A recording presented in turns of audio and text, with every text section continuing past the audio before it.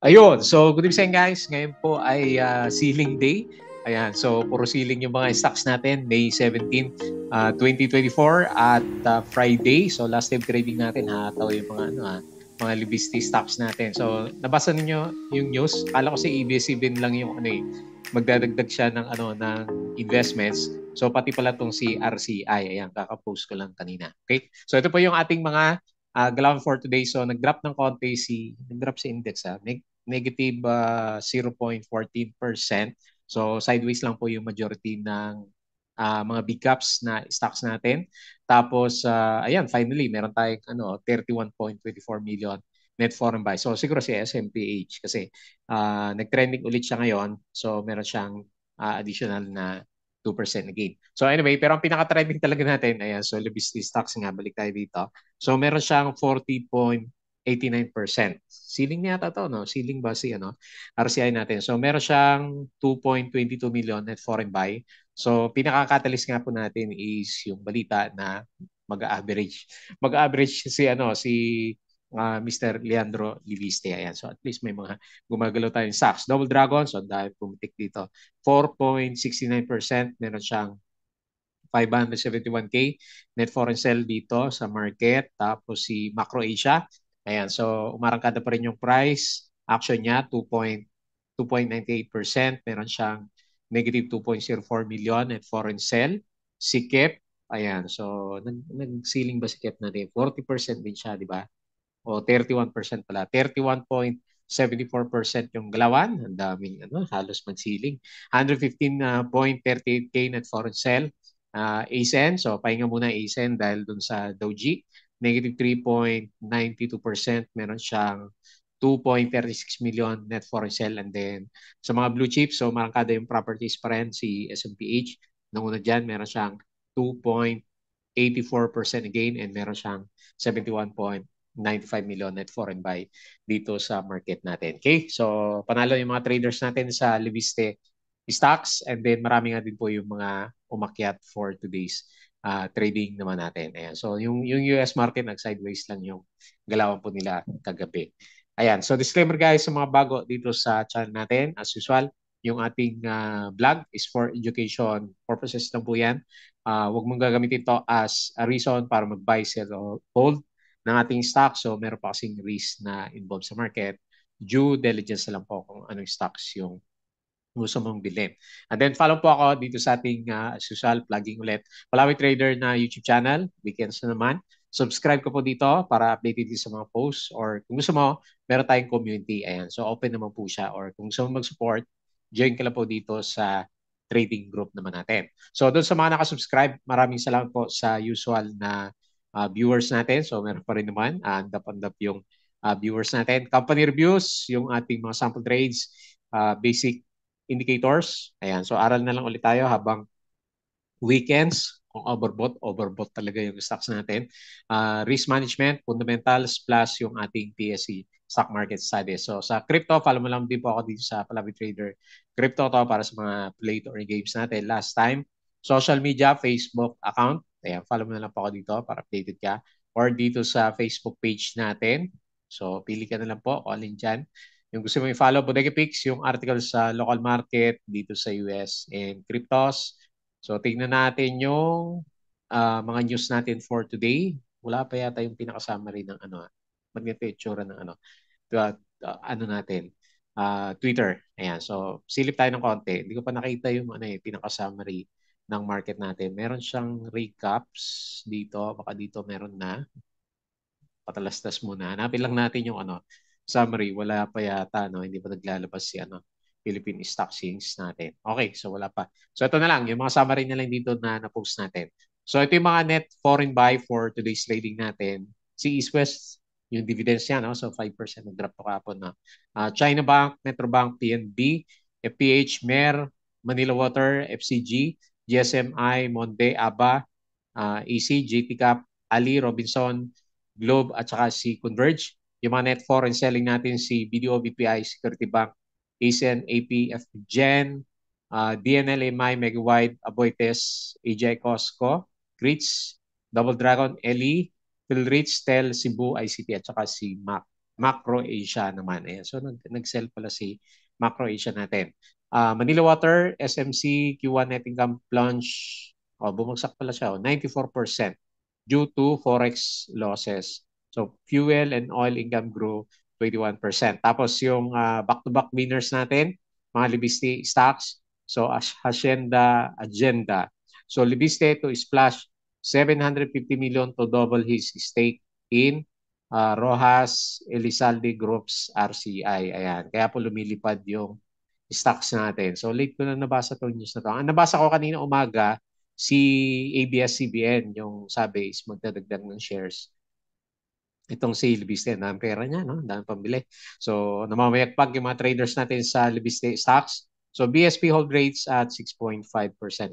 Pero ang sabi is by August, so after ng ghost month to, saka siguro natin makita na umarangkada yung market. Good news to, So, 6.5%. Pero, considers cuts by August. Ayan. Pure Gold, eyeing to open 500 store by July and 4 new SNR stores this year. So mag-expand siya. So ito yung closing natin kanina, 6,618.69.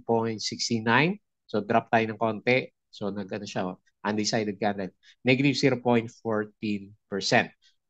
Ito pa, dahil pera. Businessman Leandro Libiste, the son of Senator Lauren Legarda, is willing to increase his stake in the Lopez family's media company, ABS-CBN. Ano ba? Si RCI lang o si ABS-CBN? Ayan. So, dalawa. RCI at saka not one but two. RCI at saka si ABS-CBN. Ayan. Tingnan natin. Hindi masyadong marangkada si ABS-CBN. Pero ito halos mag 50% ngayon itong si RCI naman natin. So AGI buys make shares at 1.9 pesos per share. So meron tayong yung related companies natin, no? So nag-invest sa sarili niya. Libis open to buying more ABS shares, express interest to buy more ABS shares. Akala ko nga ito yung BPTEC pero mas nauna si RCI. If there will be share available. So LL Holdings and parent firm investments bought 8.5% in ABS earlier this month. Okay? Manila Water raises 1 billion from sale block of Bulacan. BRN gets clearance for mass EV transport. RCI asked to settle unpaid, ano ba to? RPT in Batangas. Ano ba to? Business. Unpaid real property taxes. Ayan. Kaya nila yan. Kano lang siguro yan. Tapos si Jollibee, first quarter, up siya ng 27%. JT Cap managed to grow its net income by 7.1%. Pure Gold earmarks 8.1 billion this year to support its store network. ABS-CBN ulit. Manila Water. Share buyback. Robinsons. So, lagi may buyback tong si Robinsons natin. Costco, Aboitiz, at saka si Ali. Several corps placed on suspension for reporting failures. Hindi ko alam kung kasama dito yung kahapon, yung nakita natin na stocks. Global Ferronickel registers 10 million attributable net income down by 93%. Medyo mahina.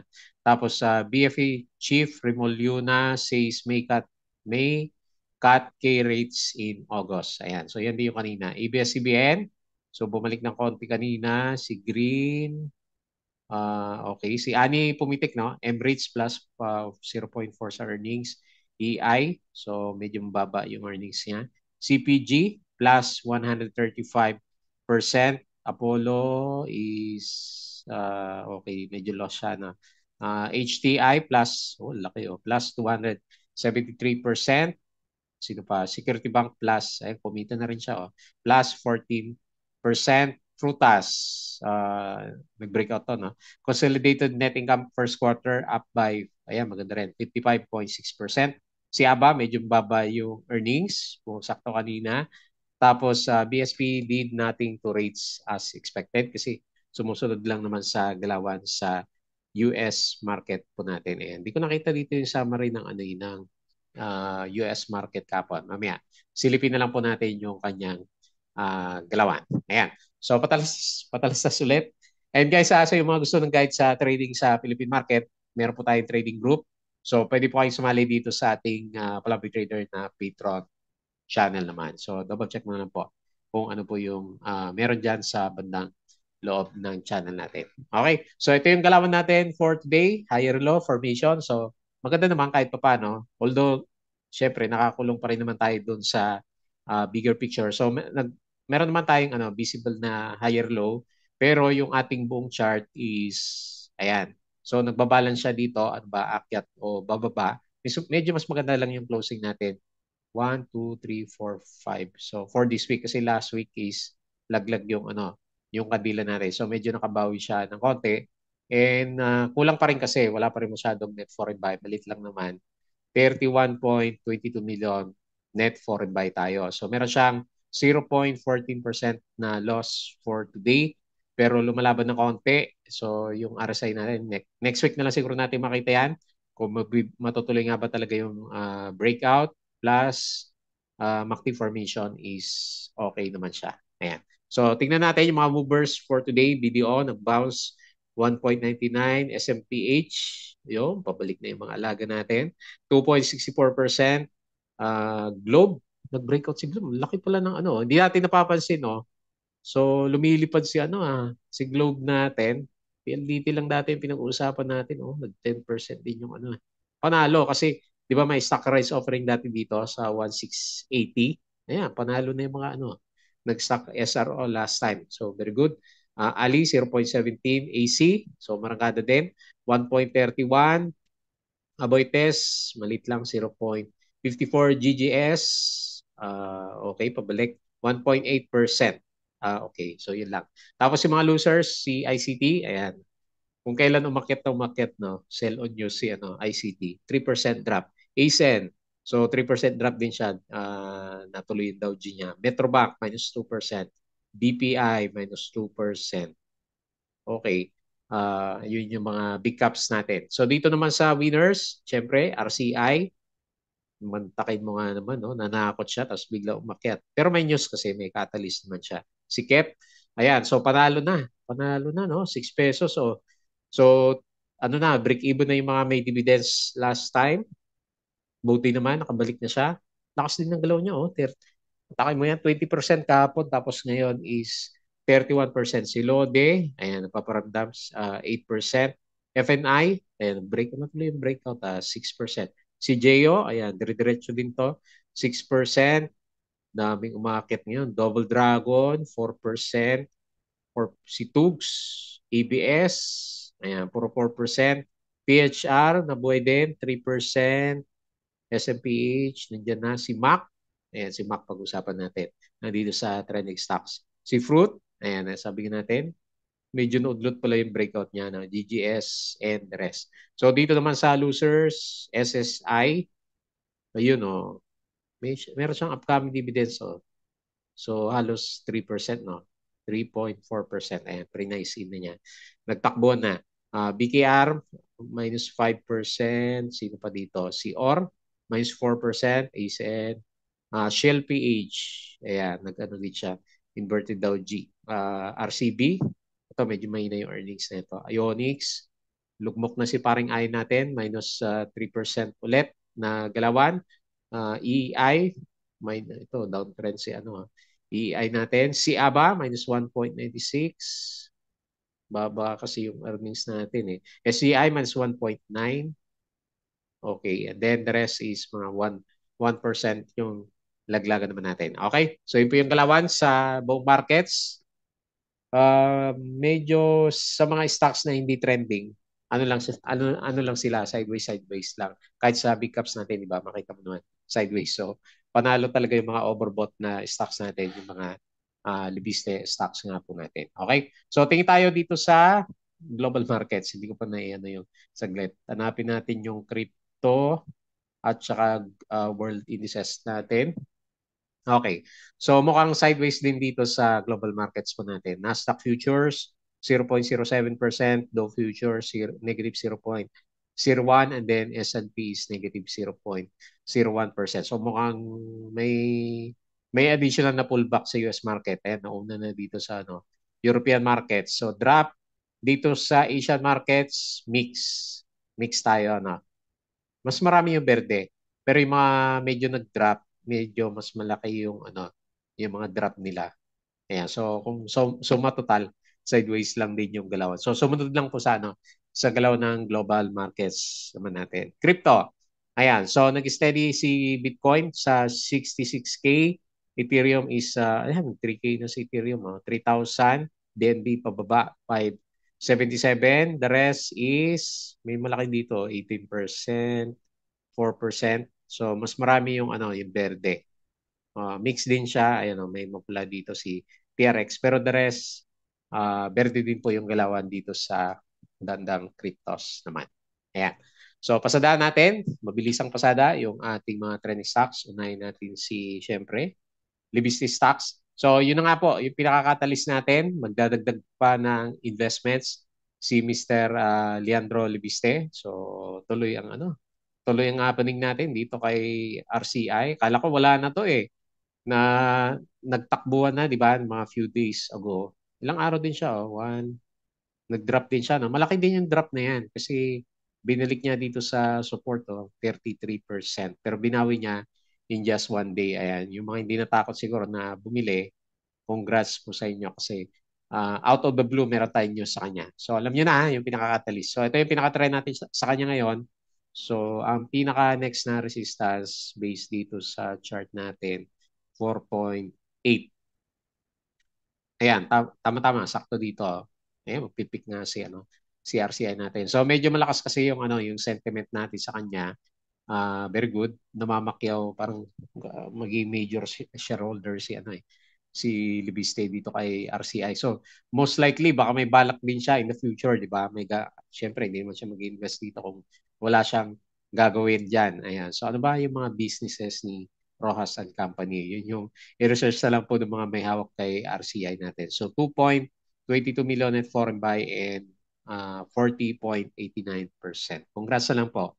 Ayan, tululaway yung mga hindi nakasabay dito kay RCI natin. Pero syempre, congrats na lang po doon sa mga meron sa inyo. Next, Double Dragon. So, hindi pa siya overbought si RCI natin. Ito si Double Dragon, nag-overbought na. So, 84 RSI. So, parang Tory din yung mga galawan nito. Laki din 30% din siya. In just 1, 2, 3, 4, 5 days. No? Laki. 4.96%, meron siya 971K net foreign sell. So hindi na siya hindi na trend based siya, parang na siya, parabolic na itong si Double Dragon natin, i-adjust natin. Hanapin natin yung niya, sweet spot ng galawan niya dito.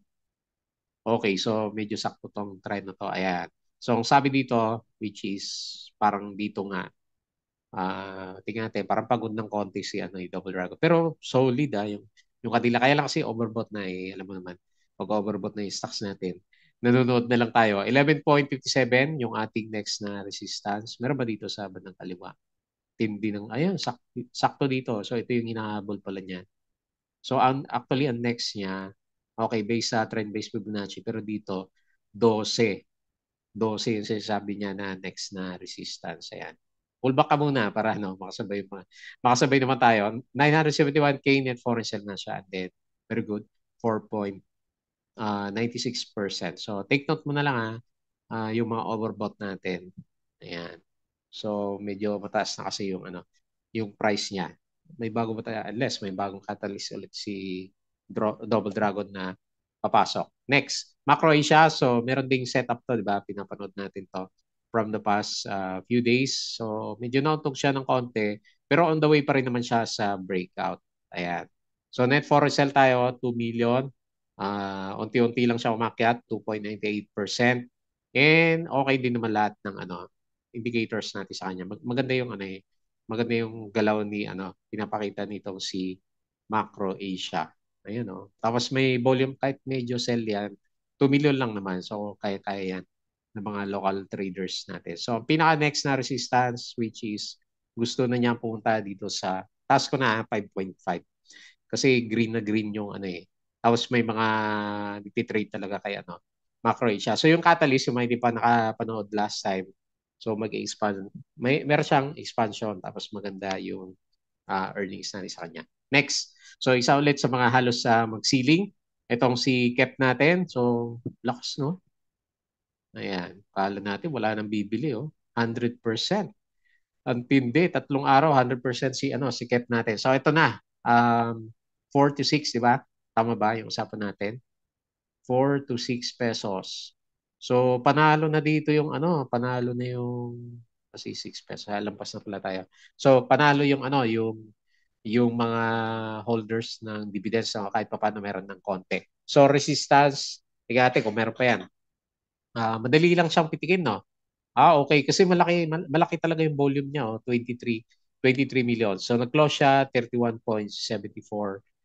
So, yan po yung next na resistance, MA100. Tingnan natin kung wala nang kokontra doon kasi laki ng dividends, diba? 6 pesos yung calculated ko last time sa kanya. Po. Tingnan natin. Malay mo, meron pa siya for the coming few days. And then, makita mo dito, hindi, kahit 100% na siya, no? Hindi pa siya overbought. Ayan, baka meron pa, no? Ayan, so lalaroin pa siguro itong mga to, sina RCI, KEP, kasi may mga catalyst, di ba? Ayan, so congrats doon sa mga 3 days lang, 100% na yung galawan niya. Next, si ASEN. So, pahinga muna, syempre. Pahinga muna yung mga holders natin sa kanya. Friday, tapos, ayan, nag-Dow G kahapon. So, hindi na siya umabot doon sa mas mataas pa sa 5.3. So ngayon, pinaka-support natin is dito sa 4.58. Yan yung pinakamalakas siguro. So pwede dito di ba ito, usapan natin kahapon yata, mga 4.8 siya. Pero pwede, kasi medyo red yung candle, lagay na lang natin sa MA9. Ayan, so nag-correct na siya after na magkaroon ng overbought. So meron siyang konting net foreign sell. Pero solid din yung nito, yun. Solid yung MACD formation ni ASEN natin. So follow mo na lang yung trend ng MA9 kung gusto mo ng guide. Ayan. So 3.92% loss and meron siya 2.36 million net foreign sell. And then lastly, yung mga paborito kong properties, SMPH. Okay, so medyo lumalaban na parang SMPH natin. So okay, so catalyst din natin is medyo okay din naman yung kanyang earnings. Ayan, so para hindi tayo masyadong bias kasi may hawak din ako na SMPH. Ayan, dito. Ayan, 30 pesos, 30.7 yung pinakamalapit na resistance. So pwede rin naman dyan, 29 pesos. Tingnan natin kasi may buwelo naman kahit papano yung RSI. Ayan, meron siyang buwelo and slightly above siya ng RSI 50, no? Ayan, slightly above siya. So, nagre-recover na rin yung ating MACD formation naman. Ayan, sisilip natin last time sina Ali. Okay, so hindi masyadong gumalaw si Ali. Si Robinson. Ayan, halos makabalik na si Robinson. No? Laki 4% na dividends. Tapos si BLL, yung mga properties na wala pa rin. Kilala natin si Meg. Okay, nagre-recover pa lang si Meg natin. Sino pa ba yung mga obvious na properties natin? Ayan. So, yung mga big caps sila po. Ayan, balik tayo dito or dito sa index naman natin. Ayan, net foreign buy, 71.95 million. So, sa kanya galing yung 30 million na net foreign buy na market. Okay? So, yung pinapakita ng market natin is sideways, pero grabe naman yung mga libis stocks natin. Ayaw magpasakay eh. 20% kagad yung mga galawan sa opening natin. Okay, so depende talaga kung nakapwesto ka, di ba? Panalo kung nakapwesto ka. Lalo na kay RCI nung nag-bounce siya ng konti sa MA100. So parang ang style niya yung ginawa niya kay Plus dati. Kasi si Plus, ano ba nangyari kay Plus ngayon? Ito, nag-drop din siya, tapos binalik din niya yung galaw. So ganun na ganun yung ginawa ni RCI natin. Ito kasi may catalyst. C plus ang catalyst naman niya yung earnings na maganda. Okay? So next week na lang ulit. Tingnan natin kung may bago ulit na stocks na bibilin si Mr. Libiste. Ayan. So yun lang muna yung ating review. So as usual, bago tayo close, please don't forget to subscribe po dito sa channel. Salamat po sa usual viewers. Yun sa group mo sa mga. And Crypto Koto, follow mo na lang Facebook account, Facebook page. Budegipik, Twitter, tapos sa Patreon, yung mga po ng guide sa trading sa Philippine market, sali na po kayo sa Patreon channel natin. Okay, so yun lang. Maraming salamat. Happy weekends po.